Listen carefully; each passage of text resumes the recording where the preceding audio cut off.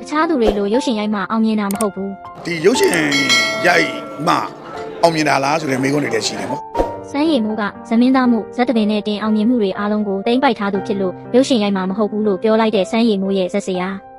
ဇမင်းသားတယောက်ရဲ့အောင်မြင်မှုဆိုတာဇက်တပင်လောကမှာနံပါတ်1ဖြစ်ရင်အောင်မြင်တယ်လို့သတ်မှတ်လို့ရတယ်လို့လိုင်းကြောင်ပြီးရုပ်ရှင်တွေတခြင်းတွေလုပ်ခိုင်းမှာမဟုတ်ဘူးလို့ပြောခဲ့ပါတယ်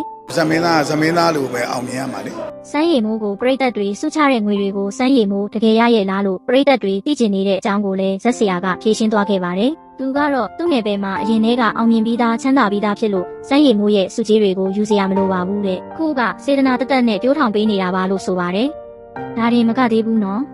အင်တာဗျူးတဲ့မီဒီယာသမားတွေကိုတောင်သူ့ကိုချစ်လို့ပတ်စံတွေစုချကြတာသူပဲရမှာပေါ့ပါလေခင်ဗျားကလိုချင်လို့လားဆိုပြီးဒဲကြီးပြန်မေးခွန်းထုတ်ခဲ့ပါသေးတယ်ဦးအောင်ကျော်ထွန်းကစကားပြောရင်အမြဲတမ်းပွင့်လင်းပြတ်သားပြီးဒဲပြောတတ်တဲ့သူမို့လို့စမ်းရည်မှုရဲ့ပရိသတ်တွေကတော့သူတို့မင်းသားလေးကိုဇက်စရာရဲ့အပြောတွေကြောင့်ထိခိုက်မှာစိုးရိမ်နေကြတာပဲဖြစ်ပါတယ်ဇက်စရာဦးအောင်ကျော်ထွန်းရဲ့အပြောဆိုတွေအပေါ်ဘယ်လိုမြင်ကြလဲနော်စမ်းရည်မှုအတွက်တကယ်ရောစိုးရိမ်စရာရှိပါမလားပုံမှန်မှာဝင်ရေးခဲ့ပေးပါဦးဗီဒီယိုလေးကိုသဘောကျရင် like နဲ့ follow လုပ်ပေးသွားဖို့လည်းမမေ့နဲ့ဦးနော်